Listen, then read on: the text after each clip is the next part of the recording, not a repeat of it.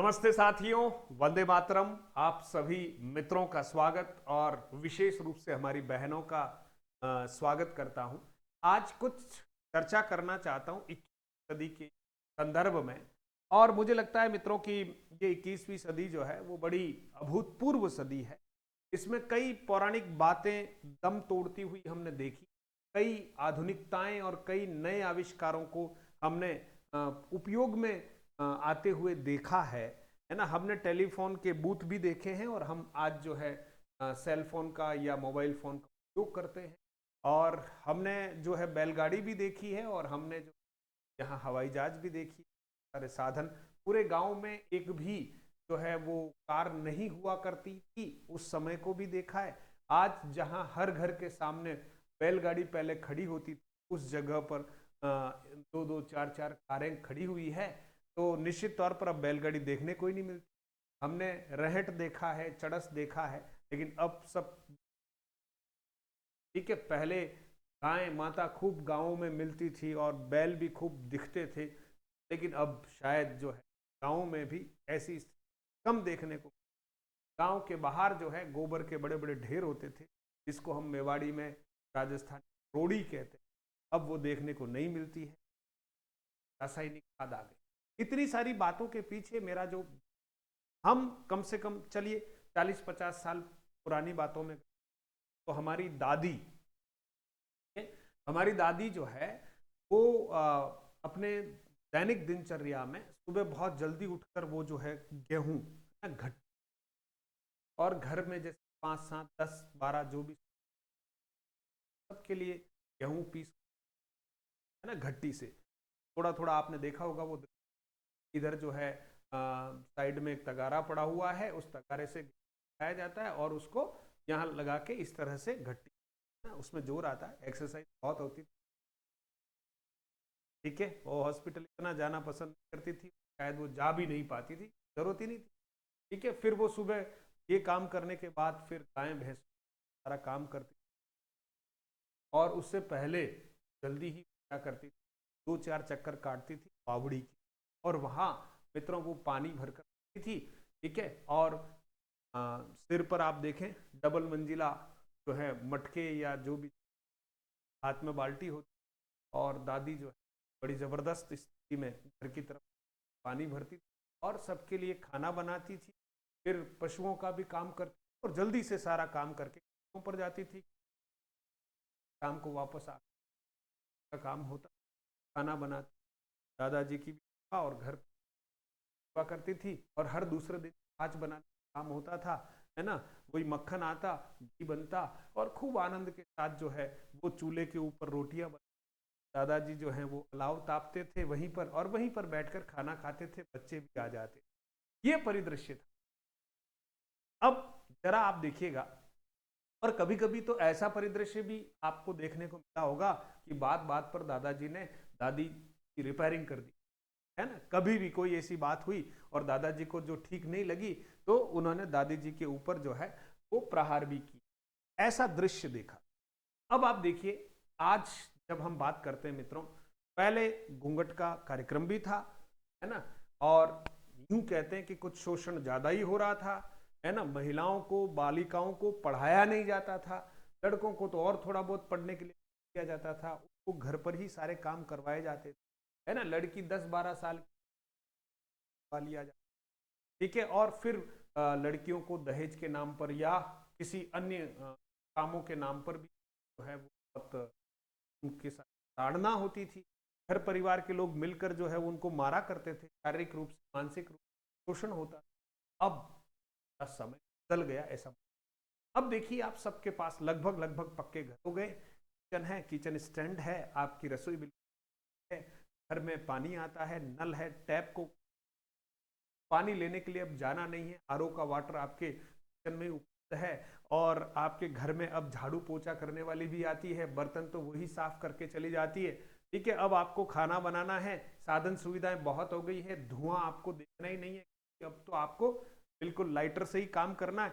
और अब आप देखिए, अभी तो लाइटर भी धीरे धीरे बंद हो गया, बटन यूं यहाँ से ही चालू किया और इधर साथ में प्रेस किया एक बटन को, तो ऑटोमेटिक आपके गैस जल जाती है, चिड़ियाँ लगी हुई है साहब, धुआं मतलब बहुत कुछ सुविधा हो गई, टीवी देखकर आप आराम से घूंघट जैसे नहीं है, आप पढ़ी लिखी भी हैं, आपको पढ़ने का एक अवसर भी दिया गया, मतलब बहुत सारी बातें अब बदल चुकी है।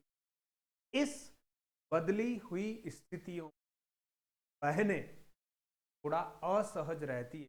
तो मैं फिर कह रहा हूं कि इतनी बढ़िया सदी महिलाओं के लिए पहले कभी थी ही नहीं।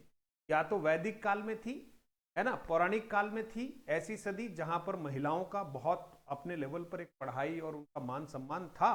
बाद में ये मुगल काल और ये सारी चीजें आई जिस स्त्रियों को एक प्रकार से दोयम दर्जे का मान लिया गया। हमारे यहाँ तो स्त्रियों को हमेशा से जो है वो देवी स्वरूप माना गया है, और यत्र नार्यस्तु रमनते तत्र देवता की बात की जाती है।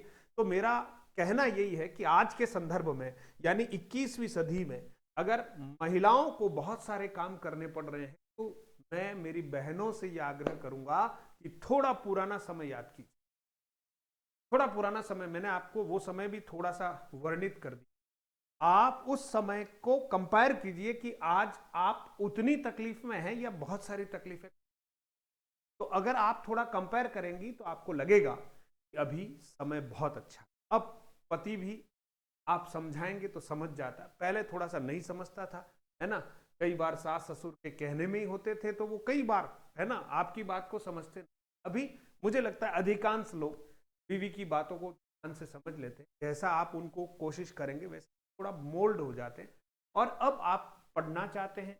अब आप देखिए, मैं कई कमेंट पढ़ रहा हूँ हमारी बहनों के, बहनें कह रही कि बच्चे हैं, छोटे बच्चे हैं, 1 साल के, 8 महीने के ट्विंस बच्चे, है ना, ऐसे कई सारे। मेरे घर में जो है सासू माँ थोड़ा पढ़ने नहीं देती, है ना, घर वाले ससुराल वाले केवल मेरे से काम काम काम ही करवा। मैं फिर कह रहा हूँ इन सब समस्याओं, क्योंकि समस्याओं पर जब हम चर्चा करेंगे तो मेरे हिसाब से एक बहुत बड़ा ढेर लग जाएगा समस्या का। लेकिन इन सारी समस्याओं का समाधान है आपके, यहां आपको एक चिंतन शक्ति दे रखी है। अपने अपने घरों की स्थितियों को देखो, वहां के लोगों को देखिए। मैं यहाँ एक जनरलाइज बात कर रहा हूं, है ना, लेकिन आप किस परिवार में रहते हैं, वहां के परिवार की जो परिस्थितियां हैं, सोच की हैं, दायरा है, उसके अनुरूप रहते हुए आपको हिम्मत नहीं हारनी है, और कैसे भी करके आपको कुछ समय अपनी परीक्षा। अब जिनके बच्चे बहुत छोटे हैं उनसे मैं आग्रह करूंगा कि वो अब ज्यादा जिद नहीं करें इस वैकेंसी, कम से कम, ऐसा मेरा मानना है। क्योंकि बच्चों के साथ बहुत ज्यादा कॉम्प्रोमाइज स्कूल है ना, और आप माँ हैं, तो अभी आप अपना माँ वाला जो किरदार है उसको बखूबी फिलहाल निभाइए। बच्चे कम से कम थोड़े उस रूप में आ जाएं कि दूसरे लोग उनको अच्छे से संभाल पाए, तो आप फिर बच्चों की स्थितियों को थोड़ा शिफ्ट करके आप अपना करियर भी सोचिए। बच्चों को पैदा करना आपकी जिम्मेदारी है, और ये जिम्मेदारी परमात्मा ने आपको सौंपी, तो आपको बखूबी, है ना। अब बच्चे हैं ही हैं तो हैं, अब उसका क्या इलाज हो सकता है। और जब बच्चे हैं तो हम उन बच्चों के साथ न्याय करते हुए कोशिश करेंगे कि अपने, भले कुछ समय के लिए आप स्टॉप कर लीजिए, लेकिन छोड़ना नहीं है ना, हर हाल में हमें हमारे लक्ष्य तक पहुंचना है। तो 21वीं सदी जो है वो हमारी बहनों की सदी, महिलाओं की सदी। और आज जितना कंफर्ट आपको मिल रहा है, हाँ, अब आपको जो अनकंफर्टेबल करने वाली बातें अभी जो मैं महसूस करता हूं वो कौन सी है। एक बात है, वो है सोशल मीडिया। सोशल मीडिया आपको बहुत अनकंफर्ट कर रहा है। कैसे? आपने घर परिवार में स्टेटस लगाने का आपका एक जो सिलसिला है वो रुकता नहीं है ना। अब आप रोज किसका बर्थडे, उसका स्टेटस लगाना याद रखिए। अगर आपने किसी एक का स्टेटस गलती से भूल गए और नहीं लगाया तो घर में बात की बतंग हो जाएगी, और आपके प्रति कितने आरोप प्रत्यारोप लग जाएंगे। तो मेरा आपसे आग्रह है कि इन चीजों से थोड़ा कम कर लीजिए। अब रोज जो बातें करनी है हमें घर पे, या किसी सहेली से, या बहन से, भाई से, माँ से, पिताजी से, अब रोज नहीं करो तो कोई बात नहीं, है ना, वो भी यही है, हम भी यही है।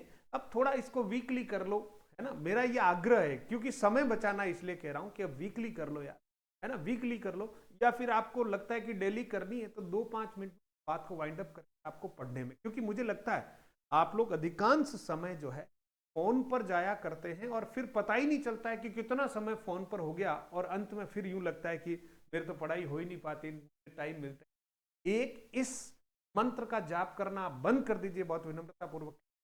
मेरे पास टाइम नहीं है, मुझे टाइम नहीं मिलता है, ये मंत्र बंद कर दो, और इसकी जगह मैं आज आपको नया मंत्र दे रहा हूं, मेरे पास बहुत टाइम है ना, मेरे पास अच्छा टाइम है पढ़ने के लिए। ऐसा बोलना शुरू कीजिएगा, आपकी थॉट प्रोसेस में वो चीज नेगेटिव जो आ रही थी वो हटेगी, है ना। मैं ये नहीं कह रहा हूं कि आपको 10-12 घंटे पढ़ने को मिल जाएगा, लेकिन फिर भी मेरे पास पढ़ने को अच्छा टाइम मिल रहा है। मैं कोशिश कर रही हूं कि मैं हाँ अब अच्छे से पढ़ाई कर रही हूं। मेरे को सुबह शाम दिन में जैसा भी मैं मैनेज करके कुछ 5-7 निकालने का प्रयास कर रही हूँ।